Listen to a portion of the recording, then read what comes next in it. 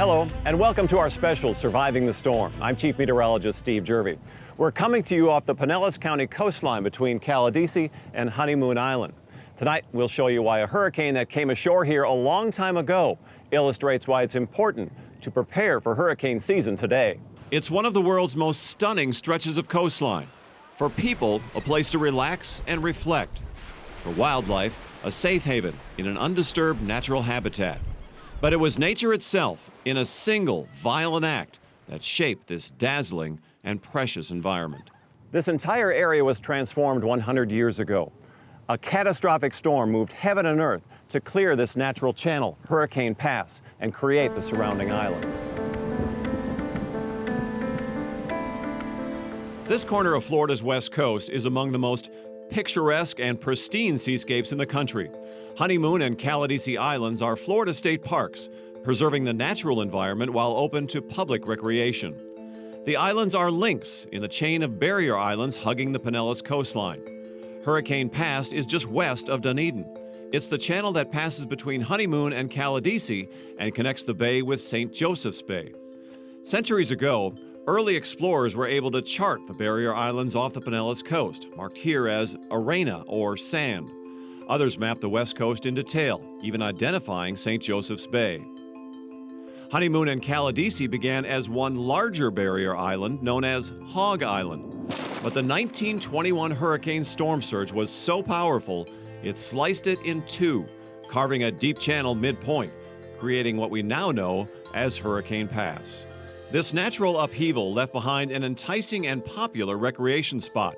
Yet while the 1921 hurricane resulted in the beauty that surrounds us here, it ravaged the growing city of Tampa a short distance away. Coming up later, we take a closer look at this powerful 20th century hurricane, the misfortune it brought with it, and who and what was able to survive the storm.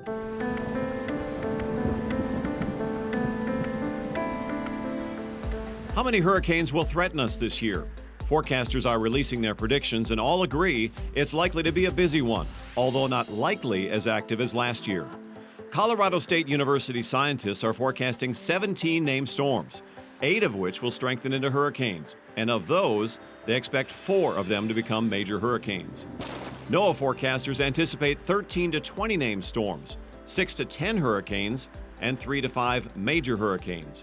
The two main reasons for extra activity are the lack of an El Nino effect, which would have created wind shear to help tear storms apart. We don't really see an El Nino developing and through most of this year, which is not great because El Nino was one thing that does tend to suppress Atlantic hurricane seasonal activity. And warmer subtropical sea surface temperatures, which create energy to fuel the storms. National Hurricane Center meteorologists work to increase lead time and accuracy. What they can predict is how their message is received. So often people, when they hear our forecast, are skeptical. They think they know better. They think it won't happen. They're optimistic it won't come here. As our predictions get better and better, we'll start attacking that component. It's all an effort to inspire greater confidence in the forecast to help people better plan ahead. The pontoon boat we're on is one of almost 1 million registered pleasure boats in the state of Florida. Rebecca Berry shows us how to best prepare your boat for storm season.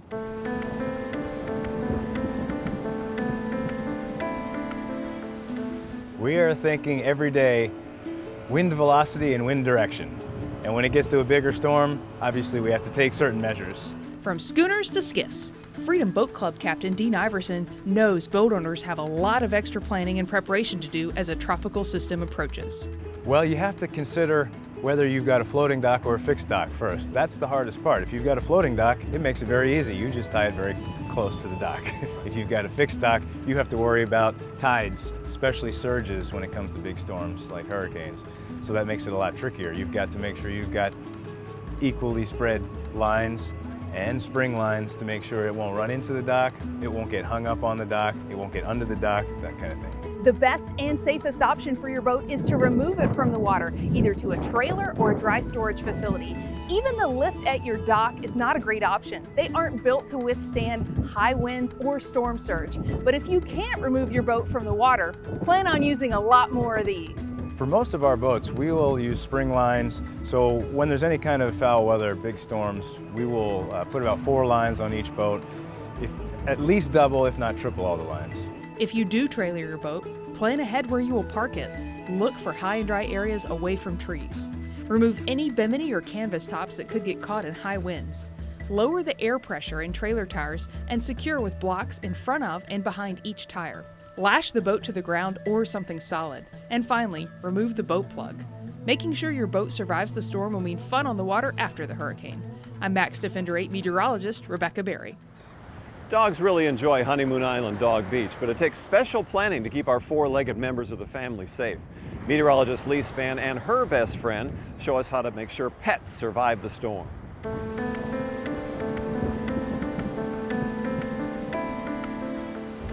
Rescue dog Pickles and I do a weekly spotlight of an animal right here at the Humane Society of Tampa Bay, but their brand new building is rated for a Category 4 hurricane, so the staff and animals will stay here during a hurricane.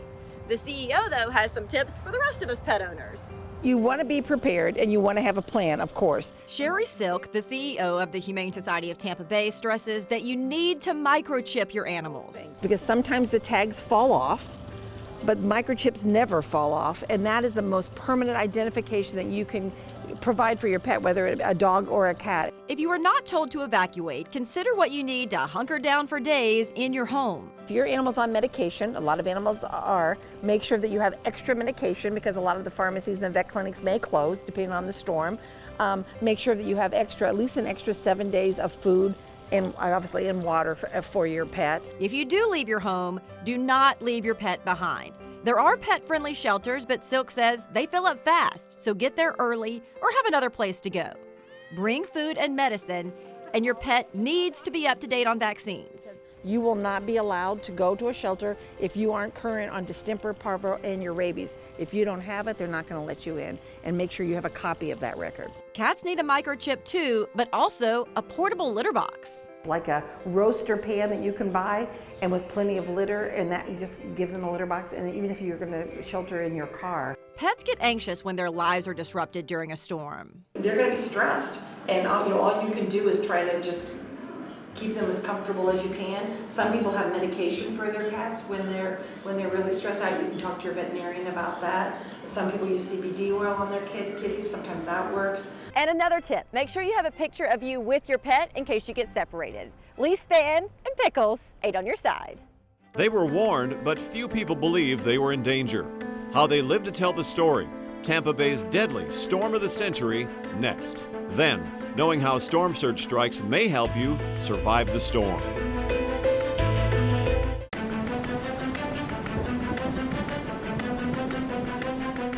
It was the last great hurricane to make landfall in Tampa Bay. The 1921 Tarpon Springs Hurricane not only carved a new coastline, but ruined the city of Tampa. What kind of people lived here then? What kind of damage did it do? And what kind of lessons have we learned in 100 years?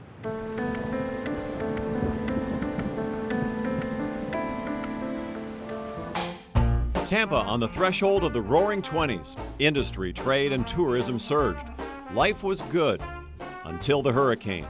Even with the storm on their doorstep, no one living here then believed it was going to do any serious harm, according to Dr. Brad Massey, curator at the Tampa History Center. Did they have any perspective on what they were facing in 1921? They sort of knew at the last second that the storm was coming, but in a lot of ways the city was in denial. There's always this hope that, yeah, there's a bad storm, but it's not going to hit us. It's going to swerve south. It's going to swerve north. But it didn't. The hurricane moved swiftly and steadily from the Caribbean Sea through the Yucatan Pass and across the Gulf. With winds in excess of 140 miles per hour, it whipped up a tremendous storm surge and hurled its forces up through Tampa Bay, with its eye making landfall just north of Tarpon Springs on October 25th. The damage is particularly bad along Bayshore. Water gets over the Bayshore Boulevard and it floods a lot of the homes. It's estimated approximately 5 individuals are killed from floodwaters and things like that. Newspaper headlines and photos of the aftermath tell the story. More than $2 million in damages, according to the Tampa Tribune, and TECO Energy estimated tens of thousands more. In today's dollars, That would be close to $37 billion. But one of the interesting things is a couple days after the storm, city boosters try to sort of sweep things under the rug, and they're like, oh no, well, maybe the damage wasn't that bad. But the historical record does make it clear, especially the photographs and some of the other things that we have from the era of the storm, that the damage from the storm was significant. So were there any lessons learned in the last 100 years? When you compare, the reaction to the 1921 storm to the reaction of recent storms, you do see the same patterns. And it's that people realize hurricanes are dangerous, but a lot of times they like to pretend that they're not as dangerous as they really are. The 1921 hurricane forever changed our coastline, but it put downtown Tampa under 10 to 12 feet of water. We asked scientists at the National Hurricane Center to explain storm surge.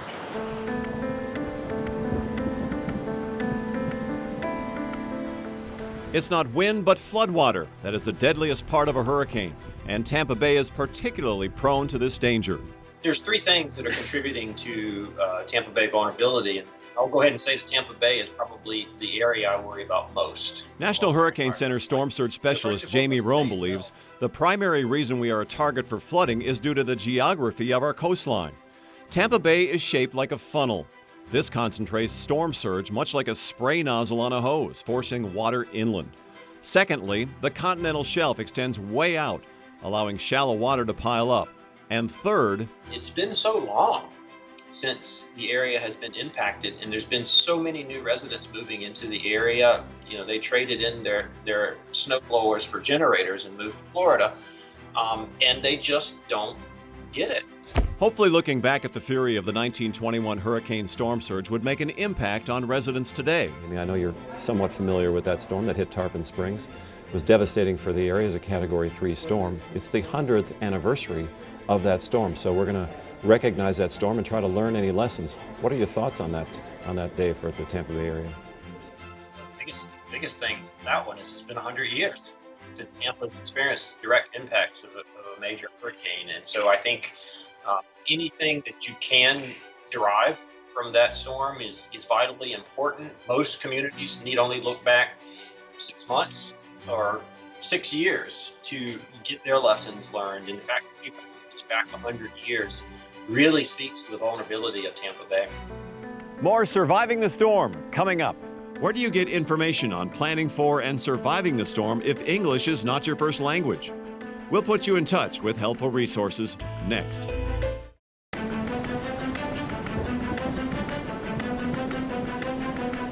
The COVID-19 crisis may seem a world away in these wide open spaces, but last year during the most active hurricane season on record, the pandemic swept the globe.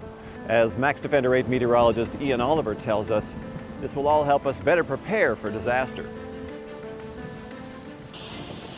2020 was the most active hurricane season on record. It's really just preparing for what we're dealt with, right? And in 2020, it was, of course, the pandemic along with that wild season. So it's one of those things that teaches us to be prepared. 30 named tropical systems developed last year. That and a global health crisis made for a historically busy stretch at the National Hurricane Center. The whole entire time, just kept thinking we can't lose the center. Record-breaking season with a global pandemic. We have to stay safe to make sure we can keep the public safe from these hurricanes. Do you think going through the disaster last year gives people a new mindset moving into a new season? Yeah, I hope so, because if you think about how long it's been since some areas have been hit, just because it hasn't happened a long time doesn't mean it can't happen. You have to think about what could happen. Through the pandemic, we all have learned to be more cautious and just understand that anything could happen at any moment where we have to be prepared. Preparation is key before every hurricane season. Like we saw last year, when a threat develops, supplies can go quickly. Now, while hoarding isn't necessary, it's always a smart choice to have your hurricane kit stocked before the season. I do get prepared. I have the flashlight and the batteries and staples, but I don't hoard.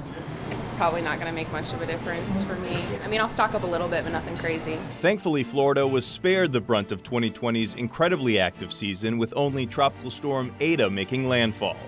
The northern Gulf Coast experienced the worst of the 2020 season. A record 5 named storms made landfall in Louisiana. Whether it's a 30-storm record season or there's one storm on Earth, If it impacts you, it's a busy season. You have to prepare as if you're going to be hit every single year. Now is the time to get ready for what will likely be another active season ahead. I'm Max Defender 8 meteorologist Ian Oliver. Getting severe storm and emergency information may be more difficult when there's a language barrier.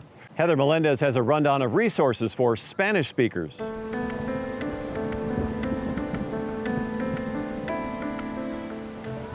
In Hillsborough County alone, Hispanics make up more than 29% of the population. Some speak only Spanish in the home and at work, and many are elderly.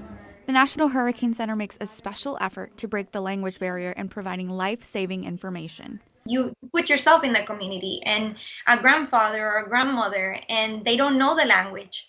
And you're there, you are the voice that they trust. And not only that, they trust and they will take that in consideration and say, you know what, I'm going to take the safety precautions that this person is telling me because they're telling me in the language that I can understand. I'm here on 7th Avenue in Ybor City. The 1921 hurricane storm surge reached nearly as high as these balconies. Witnesses at the time say they saw waves breaking on top of the rising water. The flood damaged businesses and destroyed close to 500 homes in Ybor. Trees toppled, houses flattened, ships aground. A catastrophic storm like this can easily happen again. Like Barber Sean Rivera says, we all go about our lives and don't really consider a disaster on our doorstep. Do you know where to find storm information in Spanish? Actually don't. We normally just Google, listen to the news, meteorologists kind of decipher and make an educated guess from there. You know, we're Floridians, so we're used to it. We're prepared as much as we can be. One thing that can help is an inexpensive NOAA weather radio. Information is broadcasting in both English and Spanish 24 hours a day. What happens is that it immediately activates and it tells you, it would alarm you like your alarm clock, and it will tell you, okay, this is the warning for a hurricane warning that is in effect for your area, and it will tell you when will this start. There are also plenty of online resources in Spanish, including the National Hurricane Center, FEMA, and of course, tampaoy.com. I'm Max Defender 8's Heather Melendez. A breakthrough in long-range hurricane forecasting went into effect this year. Coming up, we'll explain why a new upgrade will help us all survive the storm.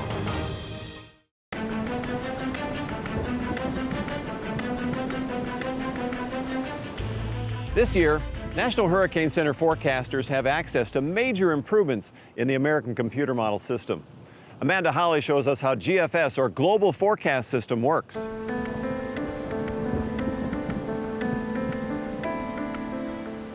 Forecast models help us predict your daily forecast, but also details about tropical systems. They help us determine where the storms are going to go and how strong they'll get.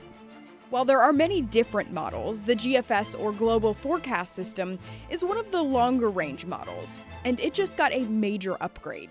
One of the big changes with the new GFS is that it's actually going to assimilate some of the flight level data from the Hurricane Hunter aircraft. Scientists fly into a storm and drop sensors to get this data.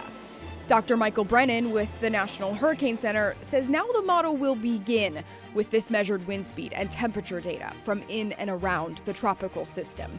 This will give the GFS a more accurate starting point. With this upgrade, the GFS will also better predict how a storm is structured, from the surface of the water all the way to the top of the storm. Capturing what's going on at the very top of the hurricane, how the outflow comes out of the eye wall and interacts with the rest of the atmosphere, and being able to properly represent that is really important for things like intensity change and the overall impact on the rest of the atmospheric pattern. This will help determine the path of the storm. To test the upgrades, NOAA runs the new GFS version on past storms to see how it performs. The National Hurricane Center has noticed several improvements. It's a little better at detecting storm formation. It also shows a little more in terms of false alarms, so it's sort of a mixed bag there, but there will be better increased storm detection for those storms that actually do form. We seem to have a little improved track forecast skill from the GFS for weaker systems. Forecasting tropical systems is not an easy task, but with upgrades like this one, we can bring you the most accurate forecast and possibly even more days to prepare. Max Defender 8 meteorologist Amanda Holly. Be prepared. The 8 on Your Side Hurricane Guide has all the local information you need to prepare for the 2021 hurricane season, including where to find a shelter. Go to WFLA.com homepage or the Max Defender 8 app on your smartphone. We'll be right back.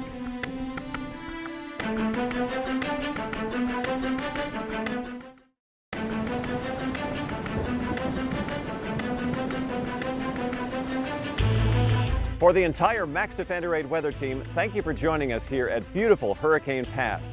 To survive this hurricane season, make sure you have a plan, then stick to it. Have a safe and healthy hurricane season. Good night.